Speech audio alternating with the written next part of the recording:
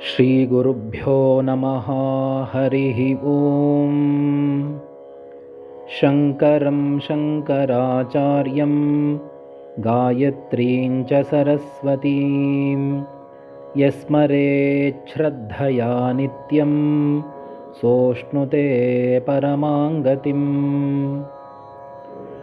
ಶ್ರೀ ಶಂಗಾ ಆಧ್ಯಾತ್ಮಿಕ ಪ್ರತಿಷ್ಠಾನ ಪ್ರಸ್ತುತಪಡಿಸ್ತಾ ಇರತಕ್ಕಂಥ ಶ್ರೀ ಲಲಿತಾ ಸಹಸ್ರನಾಮ ಸ್ತೋತ್ರಂ ಶ್ಲೋಕ 161 165.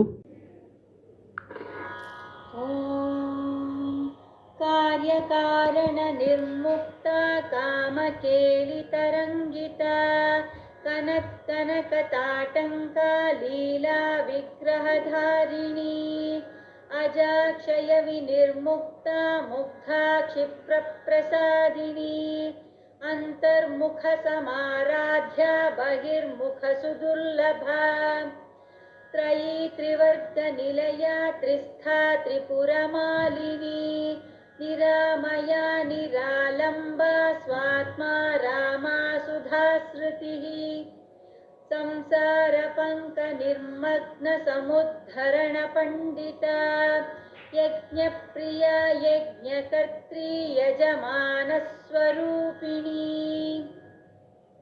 ಧರ್ಮಾಧಾರಾ ಧನಾಧ್ಯಕ್ಷ ಧನಧಾನ್ಯ ವಿವರ್ಧಿನಿ ವಿಪ್ರಪ್ರಿಯ ವಿಪ್ರರೂಪ ವಿಶ್ವಭ್ರಮಣಕಾರಿಣಿ. ಶ್ರೀ ಲಲಿತಾ ಸಹಸ್ರನಾಮ ಸ್ತೋತ್ರ ಶ್ಲೋಕ 161. ಕಾರ್ಯಕಾರಣ ನಿರ್ಮುಕ್ತ. ಕಾರ್ಯ ಎಫೆಕ್ಟ್, ಕಾರಣ ಕಾಸ್. ಪ್ರತಿಯೊಂದು ಕಾರ್ಯಕ್ಕೂ ಒಂದು ಕಾರಣ ಇರಲೇಬೇಕು. ಯಾವುದೇ ವಸ್ತುವನ್ನು ನಾವು ಇಂದ್ರಿಯಗಳಿಂದ ಗ್ರಹಿಸ್ತೀವಿ, ಆ ವಸ್ತುವಿಗೆ ಕಾರಣ ಇರಲೇಬೇಕು. ಈಗ ನಾನು ಈ ಶರೀರಧಾರಿಯಾಗಿ ಇದ್ದೇನೆ ಅಂದರೆ ಅದಕ್ಕೆ ಕಾರಣ ನಮ್ಮ ತಾಯಿ ತಂದೆ, ಅವರ ಜನ್ಮಕ್ಕೆ ಕಾರಣ ಅವರ ತಾಯಿ ತಂದೆ. ಹೀಗೆ ಮೂಲಕ್ಕೆ ಹೋದರೆ ಯಾವುದೋ ಒಂದು ಕಾರಣ ಇರಬೇಕು, ಮೂಲ ಕಾರಣ. ಯಾವುದೇ ಒಂದು ಹಣ್ಣು, ಮಾವಿನ ಹಣ್ಣು, ಅದಕ್ಕೆ ಕಾರಣ ಬೀಜ, ಆ ಬೀಜಕ್ಕೆ ಕಾರಣ ಮರ, ಆ ಮರಕ್ಕೆ ಕಾರಣ ಬೀಜ. ಮೊದಲು ಬೀಜ ಎಲ್ಲಿಂದ ಬಂದಿದ್ದು? ಹತ್ತಿ ಈ ಬಟ್ಟೆಗೆ ಕಾರಣ. ಆ ಹತ್ತಿ ಎಲ್ಲಿಂದ ಬಂತು? ಬೀಜ. ಬೀಜ ಎಲ್ಲಿಂದ ಬಂತು? ಹತ್ತಿಯ ಮರ. ಹತ್ತಿಯ ಮರ ಎಲ್ಲಿಂದ ಬಂತು? ಮತ್ತೆ ಬೀಜ. ಆ ಮೂಲ ಬೀಜಕ್ಕೆ ಕಾರಣ. ಹಾಗೆ ಎಲ್ಲ ವಸ್ತು ಮತ್ತು ಜೀವಿಗಳಿಗೆ ಕಾರಣ ಆ ದೇವಿ. ಆದರೆ ಅವಳಿಗೆ ಕಾರಣ ಯಾರೂ ಇಲ್ಲ. ಕಾರ್ಯಕಾರಣ ನಿರ್ಮುಕ್ತ. ಕಾಮಕೇಲಿ ತರಂಗಿತ. ತರಂಗ, ಸಮುದ್ರದಲ್ಲಿ ಹಲವಾರು ಅಲೆಗಳಿವೆ, ಆ ಅಲೆಗಳು ಕುಣಿತಾ ಇವೆ. ಹಾಗೆ ನಮ್ಮ ಮನಸ್ಸಿನಲ್ಲಿ ಕಾಮ ಅನ್ನೋದು ಅಷ್ಟು ಕುಣಿತಾ ಇದೆ. ಅದಕ್ಕೆ ಹೆಸರು ಮನಸ್ಸು. ನಮ್ಮ ಅಂತಃಕರಣದಲ್ಲಿ ಕಾಮ ಮತ್ತು ಸಂಶಯ, ಸಂಕಲ್ಪ ಮತ್ತು ವಿಕಲ್ಪಾತ್ಮಕ ಆ ಸ್ಥಿತಿಗೆ ಹೆಸರು ಮನಸ್ಸು ಅಂತ. ಸಮುದ್ರದಲ್ಲಿ ಹೇಗೆ ಅಲೆಗಳು ಕುಣಿದಾಡ್ತಾ ಇರುತ್ತವೋ ಹಾಗೆ ನಮ್ಮ ಅಂತಃಕರಣದಲ್ಲಿ ಮನಸ್ಸು ಅಂತಕ್ಕಂಥದ್ದು ಕುಣಿತಾ ಇರುತ್ತೆ. ಆ ಅಲೆಗಳು ಯಾವಪ್ಪ ಅಂದರೆ ಕಾಮ ಅಂತಕ್ಕಂಥ ಅಲೆಗಳು. ಆ ಅಲೆಗಳೆಲ್ಲವೂ ಶಾಂತವಾದರೆ ಕೇವಲ ಶಾಂತವಾಗಿರತಕ್ಕಂಥ ಅಮೃತ ಸಾಗರ ಆಗುತ್ತೆ. ಹಾಗೆ ನಮ್ಮ ಚೈತನ್ಯ ಅನ್ನೋದು ಅಮೃತ ಸಾಗರ ಇದ್ದ ಹಾಗೆ. ಈ ಎಲ್ಲ ಕಾಮನೆಗಳು ಆ ಚೈತನ್ಯದೊಳಗಡೆ ಲೀನವಾದರೆ ಆಪ್ತಕಾಮ ಆತ್ಮಕಾಮ ಆದರೆ ಆ ದೇವಿಯೊಳಗಡೆ ಒಂದಾಗ್ತೀವಿ. ದುರ್ದೈವ ಏನಪ್ಪ ಅಂದರೆ ನಾವು ಈ ಕಾಮಗಳನ್ನೇ ಸತ್ಯ ಅಂತ ತಿಳ್ಕೊಂಡು ಇಂದ್ರಿಯಗಳ ಜೊತೆ ವ್ಯವಹಾರ ಮಾಡ್ತಾ ಇರೋದ್ರಿಂದ ಅಂತಃಕರಣ ಶಾಂತವಾಗ್ತಾನೇ ಇಲ್ಲ. ಎಲ್ಲಿವರೆಗೆ ಅಂತಃಕರಣ ಶಾಂತವಾಗುವುದಿಲ್ಲವೋ ಅಲ್ಲಿಯವರೆಗೂ ನಮಗೆ ಆನಂದ ಇಲ್ಲ, ದುಃಖ ನಿಶ್ಚಯ. ಅದಕ್ಕೆ ಆ ದೇವಿಯನ್ನೇ ಕೇಳ್ಕೋಬೇಕು. ಈ ಒಂದು ಕಾಮದಿಂದ ನಮ್ಮನ್ನು ರಕ್ಷಿಸು. ಆ ಕಾಮ ದಹನ ಮಾಡಿಕೊಳ್ಳೋದಕ್ಕೇ ನಾವೆಲ್ಲ ಕಾಮನ ಹುಣ್ಣಿಮೆ, ಹೋಲಿ ಅಂತ ಆಚರಣೆ ಮಾಡೋದು. ಕಾಮ ದಹನ ಅವತ್ತಿನ ದಿವಸ ಮಾಡ್ಕೋಬೇಕು ಅಂತ ಅದನ್ನು ಹಬ್ಬವಾಗಿ ಆಚರಿಸ್ತಾರೆ ಎಲ್ಲ ಕಡೆನೂ. ಕನತ್ ಕನಕ ತಾಟಂಕ, ತಾಟಂಕ ಅಂದರೆ ಕಿವಿ ಓಲೆ, ಕನತ್ ಅಂದರೆ ಹೊಳಿತಾ ಇರ್ತಕ್ಕಂಥದ್ದು, ಕನಕ ಅಂದರೆ ಚಿನ್ನ, ಚಿನ್ನದ ಓಲೆಯನ್ನು ಧರಿಸಿರ್ತಕ್ಕಂಥ ಅವಳು ಅತ್ಯಂತ ಸುಂದರವಾಗಿ ಕಂಗೊಳಿಸ್ತಾ ಇದ್ದಾಳೆ.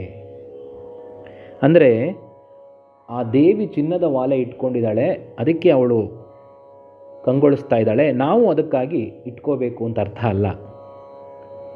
ಆ ಕಿವಿ ಓಲೆಯ ಗುರುತೇ ಪತಿವ್ರತ ಸಂಕೇತ.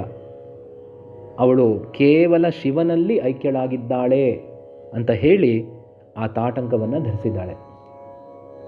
ಲೀಲಾ ವಿಗ್ರಹಧಾರಿಣಿ, ಲೀಲಾ ಅಂದರೆ ಆಟ, ಮಕ್ಕಳ ಆಟ. ವಿಗ್ರಹಧಾರಿಣಿ, ಹಲವಾರು ವಿಗ್ರಹಗಳಲ್ಲಿ ಅವಳು ಇದ್ದಾಳೆ ಎನ್ನುವುದು ಮಕ್ಕಳ ಆಟ.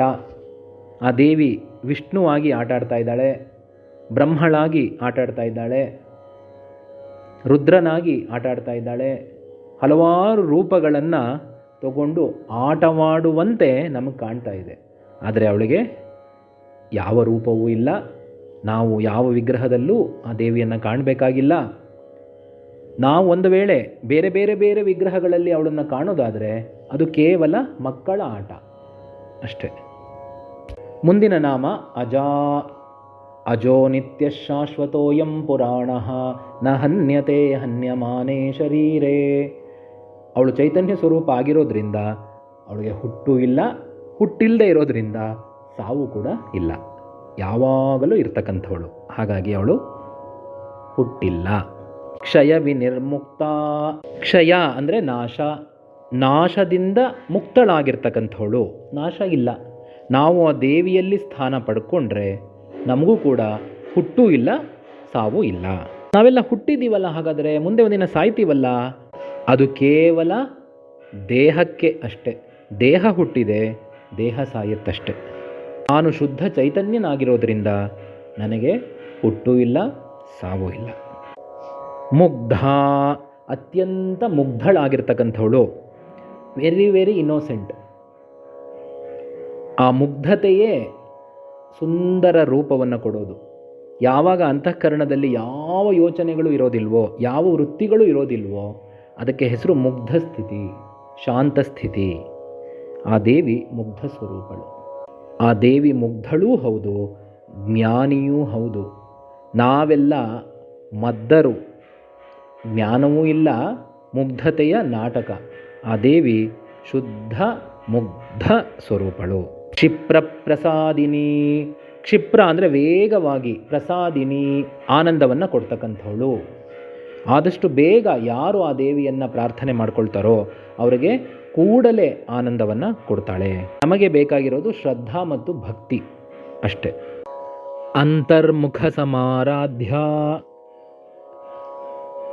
ಅವಳು ನಿಜವಾಗಿಯೂ ಎಲ್ಲರ ಅಂತಃಕರಣದಲ್ಲಿ ಇರ್ತಕ್ಕಂಥ ಚೈತನ್ಯ ಆಗಿರೋದ್ರಿಂದ ಅವಳ ಭಕ್ತರು ಅವಳನ್ನು ಅಂತರ್ಮುಖವಾಗಿ ಅಂದರೆ ಅಂತಃಕರಣದಲ್ಲಿ ಆರಾಧನೆ ಮಾಡ್ತಾ ಇದ್ದಾರೆ. ಅವರು ಜ್ಞಾನಿ ಭಕ್ತರು. ಬಹಿರ್ಮುಖ ಸುದುರ್ಲಭ. ಕೆಲವರು ಅವಳನ್ನು ಹೊರಗಡೆ ಆರಾಧನೆ ಮಾಡ್ತಾ ಇದ್ದಾರಲ್ಲ, ಅಂದರೆ ತೊಂದರೆ ಇಲ್ಲ, ಏಕೆಂದರೆ ಎಲ್ಲ ವಸ್ತುಗಳಲ್ಲೂ ಜೀವಿಗಳಲ್ಲೂ ಅವಳೇ ಇರೋದ್ರಿಂದ ಒಂದು ವಿಗ್ರಹವನ್ನು ಇಟ್ಟುಕೊಂಡು ಆರಾಧನೆ ಮಾಡಬಹುದು. ಎಲ್ಲಿವರೆಗೆ? ಚಿತ್ತಶುದ್ಧಿ ಆಗೋವರೆಗೆ. ಆನಂತರ ಅವಳ ಸತ್ಯ ಸ್ವರೂಪ ಏನಪ್ಪ ಅಂದರೆ ಅವಳು ಚೈತನ್ಯ ಸ್ವರೂಪಳಾಗಿದ್ದಾಳೆ, ಎಲ್ಲ ಕಡೆಯಲ್ಲೂ ಇದ್ದಾಳೆ. ಇದನ್ನು ತಿಳ್ಕೊಳ್ಳೋದಕ್ಕೋಸ್ಕರ ಬಹಿರ್ಮುಖವಾಗಿ ಒಂದು ವಿಗ್ರಹವನ್ನು ಆರಾಧನೆ ಮಾಡಬಹುದು. ಆದರೆ ಅದೇ ಕೊನೆಯಲ್ಲ, ಅದು ಪ್ರಾರಂಭದ ಹಂತದಲ್ಲಿ ವಿಗ್ರಹ ಬೇಕು. ಆ ಮನಸ್ಸನ್ನು ಏಕಾಗ್ರಗೊಳಿಸೋದಕ್ಕಾಗಿ, ಎಲ್ಲೆಲ್ಲೋ ಅಲಿತಾ ಇರತಕ್ಕಂಥ ಮನಸ್ಸನ್ನು ಒಂದು ಕಡೆ ಏಕಾಗ್ರಗೊಳಿಸೋದಕ್ಕಾಗಿ ಒಂದು ವಿಗ್ರಹ ಬೇಕು. ಆದರೆ ಒಂದು ಸಾರಿ ಮನಸ್ಸಲ್ಲಿರ್ತಕ್ಕಂಥ ಎಲ್ಲ ವೃತ್ತಿಗಳು ಹೋಗಿ ಮನಸ್ಸು ಶಾಂತವಾದರೆ ಆಗ ಅಂತಃಕರಣದಲ್ಲಿರ್ತಕ್ಕಂಥ ಚೈತನ್ಯ ವ್ಯಕ್ತವಾಗುತ್ತೆ. ಆ ಚೈತನ್ಯವೇ ಆ ದೇವಿ. ಹಾಗಾಗಿ ಅವಳು ಅಂತರ್ಮುಖ ಸಮಾರಾಧ್ಯ, ಹೊರಗಡೆ ಅಲ್ಲ, ಬಹಿರ್ಮುಖ ದುರ್ಲಭ. ಹೊರಗಡೆ ಅವಳನ್ನು ಕಾಣೋದಕ್ಕೆ ಯಾರಿಂದಲೂ ಸಾಧ್ಯವಿಲ್ಲ. ಯಾವ ಇಂದ್ರಿಯಗಳು ಮನಸ್ಸಿನಿಂದ ಅವಳನ್ನು ಕಾಣೋದಕ್ಕೆ ಸಾಧ್ಯವೇ ಇಲ್ಲ. ಮುಂದಿನ ನಾಮಗಳಲ್ಲಿ ಅವಳು ಹೇಗೆ 3ರಲ್ಲಿ ವ್ಯಕ್ತವಾಗ್ತಾಳೆ ಇದನ್ನು ನಾವು ಹಿಂದೆ ಎಲ್ಲ ನೋಡಿದ್ದೀವಿ. ತ್ರಯೀ, ಋಗ್ವೇದ, ಯಜುರ್ವೇದ, ಸಾಮವೇದಗಳಲ್ಲಿ ಅವಳಿದ್ದಾಳೆ. ತ್ರಯೀ, ಭೂತ, ವರ್ತಮಾನ ಮತ್ತು ಭವಿಷ್ಯತ್ ಕಾಲದಲ್ಲಿ ಅವಳಿದ್ದಾಳೆ. ತ್ರಯೀ, ಭೂಹು, ಭುವಃ, ಸುವಃ, ಭೂಮಿ, ಅಂತರಿಕ್ಷ ಮತ್ತು ಸ್ವರ್ಗದಲ್ಲೂ ಅವಳೇ ಇದ್ದಾಳೆ. ಜಾಗ್ರತ್, ಸ್ವಪ್ನ, ಸುಷುಪ್ತ ಅಂತಕ್ಕಂಥ 3 ಅವಸ್ಥೆಗಳಲ್ಲೂ ಅವಳೇ ಸಾಕ್ಷಿ ಸ್ವರೂಪಳಾಗಿ ಇದ್ದಾಳೆ. ಹೀಗೆ ಹಲವಾರು ರೀತಿಯಲ್ಲಿ ನಾವು ಇದಕ್ಕೆ ವಿವರಣೆಯನ್ನು ಕೊಡಬಹುದು. ಬ್ರಹ್ಮ, ವಿಷ್ಣು, ಮಹೇಶ್ವರರ ಸ್ವರೂಪಳಾಗಿದ್ದಾಳೆ. ಮಹಾಕಾಳಿ, ಮಹಾಲಕ್ಷ್ಮಿ, ಮಹಾಸರಸ್ವತಿ ಸ್ವರೂಪಳಾಗಿದ್ದಾಳೆ. ಉದಯ, ಮಧ್ಯಾಹ್ನ ಮತ್ತು ಅಸ್ತಮಾನ 3 ಸ್ವರೂಪಗಳು ಅವಳೇ ಆಗಿದ್ದಾಳೆ. ಇಚ್ಛಾಶಕ್ತಿ, ಜ್ಞಾನಶಕ್ತಿ, ಕ್ರಿಯಾಶಕ್ತಿ ಸ್ವರೂಪಳು ಅವಳೇ ಆಗಿದ್ದಾಳೆ.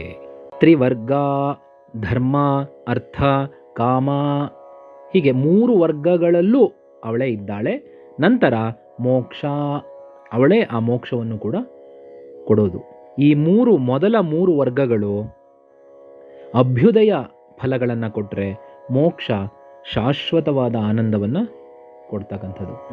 ಧರ್ಮ, ಅರ್ಥ ಮತ್ತು ಕಾಮ ಪ್ರಪಂಚದಲ್ಲಿ ವ್ಯವಹಾರ ಮಾಡ್ತಾ ಆಟ ಆಡೋದು, ನಾಟಕ ನಾಟಕ ನಾಟಕ.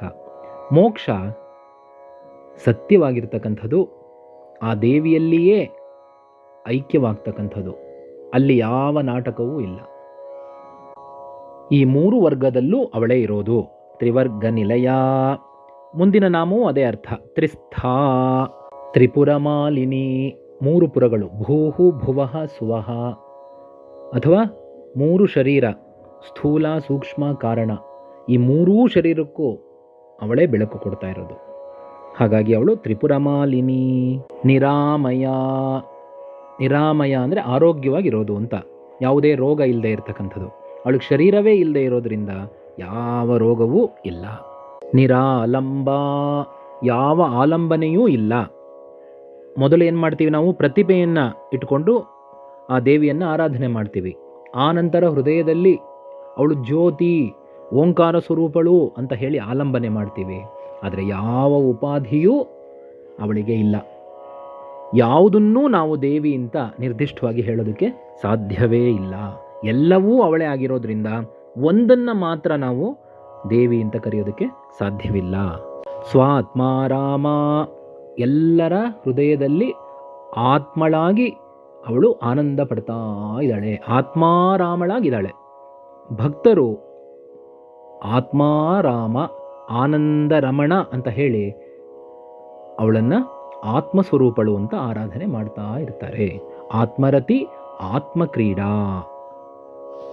ನಿಜವಾದ ಜ್ಞಾನಿಗಳು ಆತ್ಮದೊಂದಿಗೆ ಆಟ ಆಡ್ತಾ ಇರ್ತಾರೆ, ಆತ್ಮನಲ್ಲಿಯೇ ಸದಾ ಲೀನವಾಗಿರ್ತಾರೆ. ಸುಧಾಶ್ರುತಿ, ಅಮೃತ ಅಂತಕ್ಕಂಥ ಮಳೆಯನ್ನು ಸದಾ ಸುರಿಸ್ತಾ ಇರ್ತಾಳೆ. ಯಾರಿಗೆ? ಜ್ಞಾನಿ ಭಕ್ತರಿಗೆ. ಜ್ಞಾನಿಗಳು ಅವಳನ್ನು ಆತ್ಮ ಅಂತ ತಿಳ್ಕೊಂಡು ಆತ್ಮಜೊಂದಿಗೇ ಆಟ ಆಡ್ತಾ ಇರೋದ್ರಿಂದ ಅವಳು ಸದಾ ಅಮೃತವನ್ನೇ ಅವರಿಗೆ ಸುರಿಸ್ತಾ ಇರ್ತಾಳೆ. ಶ್ಲೋಕ 164. ಸಂಸಾರ ಪಂಕ ನಿರ್ಮಗ್ನ ಸಮುದ್ಧರಣ ಪಂಡಿತ. ಈ ಸಂಸಾರಕ್ಕೆ ಒಂದು ಹೆಸರು ಕೊಡ್ತಾ ಇದ್ದಾರೆ. ಪಂಕ ಅಂದರೆ ಕೆಸರು ಅಂತ, ಕೊಚ್ಚೆ ಅಂತ. ಶ್ರೀಕೃಷ್ಣ ಸಂಸಾರವನ್ನು ದುಃಖ ಸಾಗರ, ಯಾರು ನನ್ನಲ್ಲಿ ಮನಸ್ಸಿಡ್ತಾರೋ, ಯಾರು ನನ್ನನ್ನು ಶ್ರೇಷ್ಠ ಅಂತ ತಿಳಿದು ನನಗೆ ನಮಸ್ಕಾರ ಮಾಡ್ತಾರೋ ಅಂಥವರನ್ನು ನಾನು ಈ ಸಂಸಾರ ಸಾಗರದಿಂದ ರಕ್ಷಣೆ ಮಾಡ್ತೀನಿ ಅಂತ ಹೇಳ್ತಾನೆ. ಸಂಸಾರವನ್ನು ಇಲ್ಲಿ ಪಂಕ ಅಂದರೆ ಕೊಚ್ಚೆ ನೀರಿಗೆ ಹೋಲಿಸ್ತಾ ಇದ್ದಾರೆ, ಕೆಸರಿಗೆ. ಅದರಲ್ಲಿ ನಿರ್ಮಗ್ನರಾಗಿರ್ತಕ್ಕಂಥ, ಅದರಲ್ಲೇ ಮಗ್ನರಾಗಿರ್ತಕ್ಕಂಥ ಜನರನ್ನು ಸಮುದ್ಧರಣ ಪಂಡಿತ. ಮೇಲೆತ್ತಿ ಅವರನ್ನು ಉದ್ಧರಿಸ್ತಾಳೆ. ಆ ಸಂಸಾರ ಅಂತಕ್ಕಂಥ ಕೊಳಕು ಮತ್ತೆ ಅವರಿಗೆ ತಾಕದಂತೆ ನೋಡ್ಕೊಳ್ತಾಳೆ, ಸದಾ ಸ್ವಚ್ಛವಾಗಿ ಇರುವಂತೆ ಮಾಡ್ತಾಳೆ. ಇದೇ ಅಲ್ವಾ ನಮಗೆಲ್ಲ ಬೇಕಾಗಿರೋದು. ಈ ಸಂಸಾರ ಅಂದ್ರೇನು? ಜನ್ಮ ಮರಣ ಜರ, ಹುಟ್ಟುವಾಗ ದುಃಖ, ನಂತರ ಇಡೀ ಜೀವನ ದುಃಖ, ನಂತರ ಸಾವಾದ ನಂತರವೂ ದುಃಖವೇ. ಹುಟ್ಟು ಸಾವು ಜರ ಮೂರೂ ದುಃಖ. ಈ ದುಃಖ ಸಾಗರದಿಂದ ನಮ್ಮನ್ನು ದಾಟಿಸ್ತಾಳೆ. ಮತ್ತೊಮ್ಮೆ ಈ ದುಃಖದ ಕೊಂಪೆಗೆ ಬೀಳದಂತೆ ನಮ್ಮನ್ನು ರಕ್ಷಣೆ ಮಾಡ್ತಾಳೆ. ಹೇಗೆ ಅಂದರೆ ತನ್ನಲ್ಲಿಯೇ ಆಶ್ರಯವನ್ನು ಕೊಡ್ತಾಳೆ. ಹಾಗಂದ್ರೆ ಏನರ್ಥ? ಯಾರು ನಾನು ಚೈತನ್ಯ ಸ್ವರೂಪನೂ ಅಥವಾ ಸ್ವರೂಪಳು ಅಂತ ತಿಳ್ಕೊಳ್ತಾರೋ ಅವರಿಗೆ ಮತ್ತೆ ಈ ಕೊಳಕಾಗಿರ್ತಕ್ಕಂಥ ಶರೀರ ಮನಸ್ಸು ತೊಂದರೆ ಉಂಟು ಮಾಡೋದಿಲ್ಲ. ದುಃಖಕ್ಕೆ ಕಾರಣ ಏನು? ಅಜ್ಞಾನ. ನಾನು ಮನಸ್ಸು ಶರೀರ ಅಂತ ತಿಳ್ಕೊಂಡಿರೋದು. ಆ ನಾನು ಅನ್ನುವುದು ಚೈತನ್ಯ ಅಂತ ಯಾವಾಗ ಜ್ಞಾನ ಉಂಟಾಗುತ್ತೆ ಆಗ ದುಃಖ ಸಂಪೂರ್ಣವಾಗಿ ನಿವೃತ್ತಿಯಾಗುತ್ತೆ. ಇದನ್ನು ತಿಳಿಸ್ಕೊಡೋದಕ್ಕೋಸ್ಕರ ಹಲವಾರು ದೃಷ್ಟಾಂತಗಳನ್ನು ಕೊಡ್ತಾ ಇದ್ದಾರೆ. ಯಜ್ಞಪ್ರಿಯ. ನಾವು ಜ್ಞಾನವನ್ನು ಗಳಿಸಬೇಕು ಅಂತಂದರೆ ನಾವು ಮಾಡ್ತಕ್ಕಂಥ ಪ್ರತಿಯೊಂದು ಕರ್ಮವೂ ಕೂಡ ಯಜ್ಞ ಆಗಿರಬೇಕು. ನಾವು ಊಟ ಮಾಡಬೇಕಾದ್ರೆ ಆ ದೇವಿಯನ್ನೇ ನೆನೆಸ್ಕೊಂಡಾಗ ಅದೊಂದು ಯಜ್ಞ ಆಗತ್ತೆ. ದಾನ ಮಾಡಬೇಕಾದ್ರೆ ಆ ದೇವಿಯನ್ನು ನೆನೆಸ್ಕೊಂಡಾಗ ಅದೊಂದು ಯಜ್ಞ. ಸೇವೆ ಮಾಡಬೇಕಾದ್ರೆ ಆ ದೇವಿಯನ್ನು ನೆನೆಸ್ಕೊಂಡ್ರೆ ಅದೊಂದು ಯಜ್ಞ. ನಾವು ಮಾಡ್ತಕ್ಕಂಥ ಯಾವುದೇ ಕರ್ಮ ಯಜ್ಞ ಸ್ವರೂಪವಾಗಿರಬೇಕು. ಆಗ ಆ ದೇವಿಗೆ ನಾವು ಅತ್ಯಂತ ಪ್ರಿಯರಾಗ್ತೀವಿ. ಅಂದರೆ ಎಲ್ಲವೂ ಆ ದೇವಿಯಿಂದ ನಡೀತಾ ಇದೆ. ಈಶ್ವರಾರ್ಪಣ ಬುದ್ಧಿಯಿಂದ ಕರ್ಮಗಳನ್ನು ಮಾಡಬೇಕು. ಫಲಗಳನ್ನು ಕೂಡ ಆ ಈಶ್ವರನಿಗೆ ಅರ್ಪಣೆ ಮಾಡಬೇಕು. ಹೀಗೆ ಮಾಡ್ತಕ್ಕಂಥ ಜ್ಞಾನ ಯಜ್ಞ ಅವಳಿಗೆ ಅತ್ಯಂತ ಪ್ರಿಯವಾಗಿರುವಂಥದ್ದು. ಇನ್ಯಾವ ಯಜ್ಞನೂ ಅವಳಿಗೆ ಪ್ರಿಯ ಅಲ್ಲ. ದ್ರವ್ಯ ಯಜ್ಞಕ್ಕಿಂತ ಜಪಯಜ್ಞಕ್ಕಿಂತ ಈ ಜ್ಞಾನಯಜ್ಞ ಅವಳಿಗೆ ಅತ್ಯಂತ ಪ್ರಿಯ. ಅದರಿಂದ ನಾವು ಜ್ಞಾನಯಜ್ಞವನ್ನೇ ಮಾಡ್ತಾ ಇರಬೇಕು. ಸಕಲ ಕರ್ಮಗಳನ್ನೂ ಆ ದೇವಿಗೆ ಸಮರ್ಪಣೆ ಮಾಡ್ತಾ ಫಲಗಳನ್ನೂ ಆ ದೇವಿಗೆ ಸಮರ್ಪಣೆ ಮಾಡೋದೇ ಜ್ಞಾನಯಜ್ಞ. ಯಜ್ಞಕರ್ತ್ರಿ. ನಮ್ಮಿಂದ ಆ ದೇವಿ ಹೆಚ್ಚು ಹೆಚ್ಚು ಹೆಚ್ಚು ಕರ್ಮಗಳನ್ನು ಮಾಡಿಸ್ತಾಳೆ. ಆಗ ಪ್ರತಿಯೊಂದು ಕರ್ಮಗಳನ್ನು ಮಾಡಬೇಕಾದ್ರೂ ಆ ದೇವಿಯನ್ನೇ ನೆನೆಸ್ಕೊಳ್ತಾ ಮಾಡಿದ್ರೆ ಅದು ಯಜ್ಞಕರ್ತ್ರಿ. ಯಾಕೆಂದರೆ ಅವಳೇ ಮಾಡಿಸ್ತಾ ಇರೋದು ಅದು ಸತ್ಯ. ಹಾಗಾಗಿ ಅವಳು ಯಜ್ಞಕರ್ತ್ರಿ. ಎಲ್ಲ ಕರ್ಮಗಳನ್ನು ಮಾಡಿಸ್ತಾ ಇರೋದೇ ಅವಳು. ಹಾಗಾಗಿ ನಾವ್ಯಾರು ನಾನು ಮಾಡಿದೆ ಅಂತ ಹೇಳೋಕ್ಕೆ ಅಧಿಕಾರವೇ ಇಲ್ಲ. ಯಜಮಾನ ಸ್ವರೂಪಿಣಿ. ಯಾರು ಈ ಯಜ್ಞ ಮಾಡ್ತಾ ಇರೋದು ಆ ದೇವಿನೇ. ಆ ಚೈತನ್ಯ ಇಲ್ಲದೇ ಇದ್ದರೆ ಯಜ್ಞ ಮಾಡೋಕ್ಕಾಗತ್ತಾ? ಕಣ್ಣು ನೋಡಲ್ಲ, ಕಿವಿ ಕೇಳಿಸ್ಕೊಳ್ಳೋದಿಲ್ಲ, ಕೈ ಕೆಲಸ ಮಾಡಲ್ಲ, ಯಾವುದು ಸಾಧ್ಯವಿಲ್ಲ. ಸತ್ತಿರತಕ್ಕಂತಹ ದೇಹ ಒಂದು ಕಡೆ ಬಿದ್ದುಬಿಡುತ್ತೆ, ಏನೂ ಅದರಿಂದ ಸಾಧ್ಯವಿಲ್ಲ. ಆ ದೇವಿ ಚೈತನ್ಯ ಸ್ವರೂಪಳಾಗಿ ಆ ಶರೀರದಲ್ಲಿ ಇದ್ದರೆ ಎಲ್ಲ ಆಗತ್ತೆ, ಇಲ್ಲಾಂದರೆ ಯಾವುದೂ ಆಗಲ್ಲ. ಅದಕ್ಕೆ ಅವಳು ಯಜಮಾನ ಸ್ವರೂಪಿಣಿ. ಮನುಷ್ಯ ಜನ್ಮ ಇದ್ದಾಗ ಆ ಚೈತನ್ಯವನ್ನು ಆಶ್ರಯಿಸಿ, ಚೈತನ್ಯ ನೀನೇ ದೊಡ್ಡದು, ನಿನ್ನ ಬಿಟ್ಟರೆ ಇನ್ಯಾರೂ ಇಲ್ಲ ಅಂತ ಮತ್ತೆ ಮತ್ತೆ ಹೇಳ್ತಾ ಇರಬೇಕು.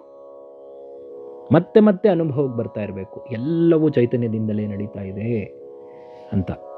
ಆಗ ನೋಡಿ ನಮ್ಮ ಆನಂದದ ಸ್ಥಿತಿ ಎಷ್ಟಾಗತ್ತೆ ಅಂತ. ಧರ್ಮಾಧಾರ. ಸಕಲ ಧರ್ಮಗಳಿಗೂ ಅವಳೇ ಆಧಾರ. ಅದರಿಂದ ಯಾರು ಧರ್ಮವನ್ನು ರಕ್ಷಣೆ ಮಾಡ್ತಾರೋ ಅಂಥವರನ್ನು ಆ ದೇವಿ ರಕ್ಷಣೆ ಮಾಡ್ತಾಳೆ.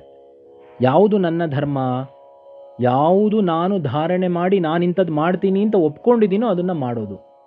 ನಾನು ಜನಿವಾರ ಹಾಕ್ಕೊಂಡಿದ್ರೆ ಸಂಧ್ಯಾ ವಂದನೆ ಮಾಡ್ತೀನಿ ಅಂತ ಸಂಕಲ್ಪ, ಹಾಗಾಗಿ ಮಾಡಬೇಕು.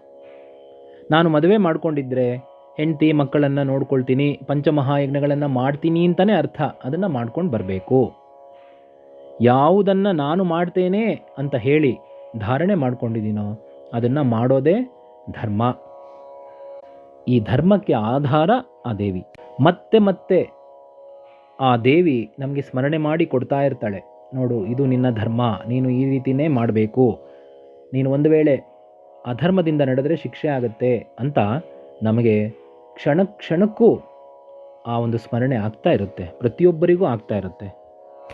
ಧನ ಅಧ್ಯಕ್ಷ, ನಾವೆಲ್ಲ ಡಿಪಾಸಿಟ್ ಮಾಡಿಬಿಟ್ಟು ಹಣವನ್ನು ನಮ್ಮ ಹೆಸರಲ್ಲಿ ಹಾಕೋತೀವಿ ಬ್ಯಾಂಕ್ಗಳಲ್ಲಿ. ಎಷ್ಟು ದಿನ ಹಾಕೋತೀವಿ? ಅವೆಲ್ಲ ಬ್ಯಾಂಕಲ್ಲೇ ಇರುತ್ತೆ. ಆಮೇಲೆ ನನ್ನ ಹೆಸರಲ್ಲಿದ್ದರೂ ಕೂಡ ನಾನು ಈ ಶರೀರ ಬಿಟ್ಟ ಮೇಲೆ ಕೇವಲ ಶವ ಆಗಿರ್ತೀನಿ. ಆ ಹಣವನ್ನಂತೂ ನಾನು ತೊಗೊಂಡು ಹೋಗೋಕ್ಕಾಗಲ್ಲ. ಈ ಹಣ ಎಲ್ಲಿವರೆಗೂ ಅಂದರೆ ಹೆಣ ಆಗೋವರೆಗೂ ಅಷ್ಟೇ, ಆಮೇಲೆ ಯಾವುದಕ್ಕೂ ಬರೋದಿಲ್ಲ. ಇದ್ದಾಗ ಈ ಹಣವನ್ನು ಉಪಯೋಗಿಸ್ಕೊಂಡು ವೀಸಾ ಮಾಡಿಸ್ಕೋಬೇಕು, ಮುಂದಿನ ಜನ್ಮಕ್ಕೆ ಪುಣ್ಯ ಸಂಪಾದನೆ ಮಾಡಬೇಕು, ಉತ್ತಮವಾಗಿರ್ತಕ್ಕಂತಹ ಕಾರ್ಯಗಳನ್ನು ಮಾಡಿ. ಕಲಿಯುಗದಲ್ಲಿ ಪುಣ್ಯ ಯಾವುದು? ಹರಿನಾಮ ಸ್ಮರಣೆ ಮತ್ತು ದಾನ. ಸತ್ಪಾತ್ರರಿಗೆ ಸಕಾಲದಲ್ಲಿ ಆ ಹಣವನ್ನು ದಾನ ಮಾಡಬೇಕು. ಆಗ ನಾನು ಪ್ರಾಣ ಬಿಟ್ಟ ಮೇಲೆ ಉತ್ತಮ ಗತಿ ಪ್ರಾಪ್ತಿಯಾಗುತ್ತೆ.